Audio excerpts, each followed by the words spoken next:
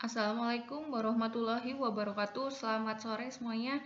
Pada kesempatan kali ini saya akan membahas tentang sistem berderajat kebebasan tunggal atau biasa kita sebut dengan single degree of freedom.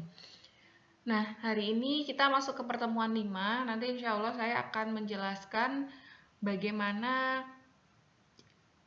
SDOF itu bisa terjadi, kemudian pengertiannya itu seperti apa, contoh-contohnya, serta ada beberapa rumus empiris yang harus kalian ketahui untuk menyelesaikan permasalahan single degree of freedom. Nah, sebelum kita masuk ke dalam persamaannya, kita akan belajar dulu apa itu arti dari SDOF sendiri. Nah, apakah kalian sudah pernah membaca SDOF itu apa? Atau mungkin baru mendengar hari ini. Saya rasa kalau sudah mengambil mata kuliah analisa struktur di semester lalu, sudah pernah sedikit mendengar, akan tetapi di analisa struktur hanya sedikit penyampaiannya saja, nah dilanjutkan dalam mata kuliah ini. Saya harap kalian bisa mengikuti kuliah ini dengan baik, sehingga nanti apabila kalian mungkin bisa mendalami dinamika struktur ini lebih lanjut, maka itu akan memberikan keuntungan tersendiri untuk kalian, entah di bidang pekerjaan kalian atau bisa untuk menyelesaikan semua permasalahan dinamika struktur di sekitar kalian. Nah, baik, lanjut untuk apa itu SDOF sendiri. SDOF itu adalah posisi massa struktur yang berada hanya pada salah satu koordinat. Jadi kita tahu bahwa koordinat itu kan ada X, Y, dan Z. Nah, itu hanya salah satu. Dan pada saat waktu tertentu. Nah, kita juga mengetahui bahwa semua gaya, semua percepatan, semua kecepatan pada dinamika struktur itu kan kita fungsikan terhadap fungsi waktu. Ya, jadi SDOF ini sendiri juga seperti itu.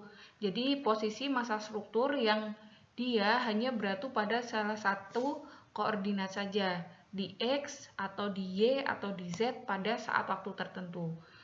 Nah, kita lihat simulasi gambarnya untuk struktur single degree of freedom. Pada gambar A, kalian bisa perhatikan mula-mula di sini ada salah satu struktur bangunan, ya portal struktur bangunan sederhana. Ini salah satu contoh. Ada massa yang tersebar merata, kemudian ada gaya luar yang dia adalah fungsi dari waktu gaya ini. Nah, untuk P terhadap T, ini contohnya apa? Contohnya adalah, kalian bisa lihat ini adalah salah satu contoh rekaman gempa. Pada gambar ini kalian bisa melihat percepatan, kemudian ada waktunya itu berapa. Nah, di sini kan kita bisa lihat ya, bahwa percepatan pada gempa itu setiap waktu berubah-ubah, sehingga respon strukturnya itu saat dia dilanda beban gempanya, nah itu dia akan memiliki simpangan yang berubah-ubah atau berbeda-beda, karena disebabkan dari percepatan yang selalu berbeda di setiap waktunya. Nah, itu adalah gambaran singkat dari gambar pertama ini. Sudah bisa diikuti ya. Kemudian saya lanjutkan untuk yang gambar B, untuk yang kedua. Mula-mula dari massa yang tersebar, kemudian dia menjadi massa yang tergumpal. Di sini hanya di satu titik. Kita kemarin sudah belajar juga massa tergumpal atau lames. Nah, ini ada di struktur yang gambar B. Gitu. Nah, hal tersebut dilakukan itu tujuannya agar strukturnya itu terdiri atas massa yang tidak terhingga. Jadi berat sendiri struktur dan beban tambahan lainnya. Itu dia bisa menjadi satu massa dan itu akan mengurangi secara drastis jumlah derajat kebebasannya yang tidak terhingga menjadi beberapa derajat kebebasan saja. Jadi di sini kan ada lamesnya ini, tadi sudah saya jelaskan. Nah, kemudian selain massa yang dibuat menjadi beban terpusat di tengah itu, maaf untuk yang di B ini, nah itu contoh dalam kesehariannya itu kita bisa temukan dalam penambahan dashpot atau piston.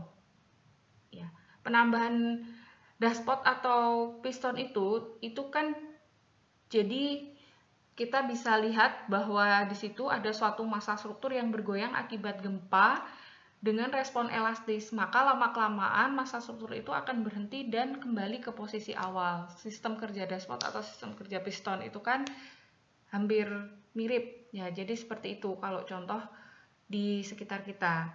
Nah, hal itu terjadi karena adanya penyerapan energi di dalam struktur, dan terjadinya penyerapan energi itu menandakan bahwa struktur memiliki kemampuan untuk meredam goyangan. Nah, kemarin kita juga sudah membahas tentang redaman, tentang damping, maka saya berikan tugas tentang apa itu contoh-contoh damping, contoh-contoh redaman itu apa, supaya kalian bisa memiliki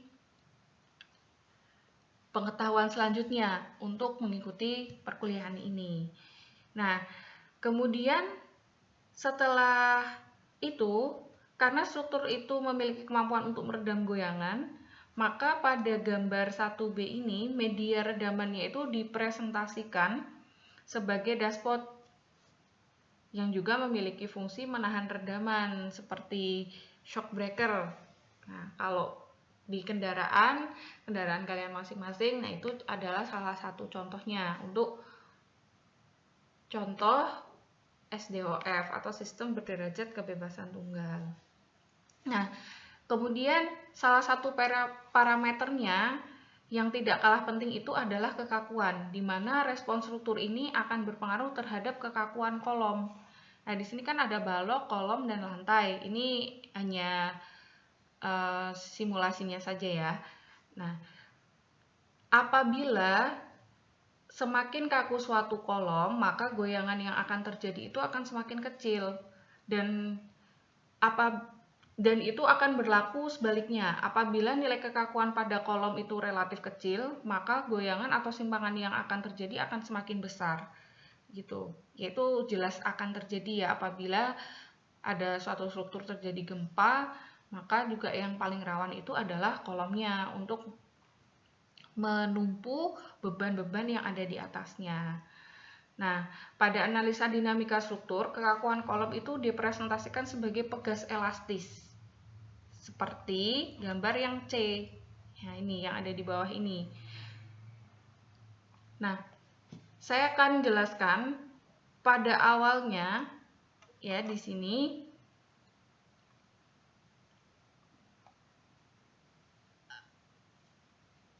Saya akan memberikan penjelasan. Nah, untuk gambar 1A, 1B itu diperlukan penyederhanaan seperti struktur yang awalnya merupakan 3 dimensi, kemudian kita perjelas dengan yang 2 dimensi, yang ini ya. Maka untuk yang 1C ini, gambar 1C ini dan 1D ada simbol K, ada C, dan ada juga yang M. Di situ. Nah, untuk model matematisnya ini juga sudah ada ya di sini. Nah, untuk gambar 1C itu dia menunjukkan model matematis berupa dari SDOF yang disertai simbol-simbol P, yang mana itu ada gaya dinamisnya, kemudian M itu massa, C itu koefisien redaman, dan K-nya itu adalah kekakuan. Seperti itu. Nah, apabila gaya dinamis P-nya itu seperti yang disajikan pada gambar 1C yang ada di sini, dia bekerja ke arah kanan, maka akan mendapat perlawanan atau reaksi dari pegas, yaitu Fs-nya. Nah, ini kalian bisa lihat di sebelah sini. Nah, gitu. Kemudian untuk Fd sendiri, ini adalah peredam atau dampernya. Maka berdasarkan prinsip kesetimbangan dinamik yang menunjukkan free body diagram, kita bisa lihat ke gambar yang D ini. Ya, ini adalah free body diagramnya dari yang C. Apabila ada suatu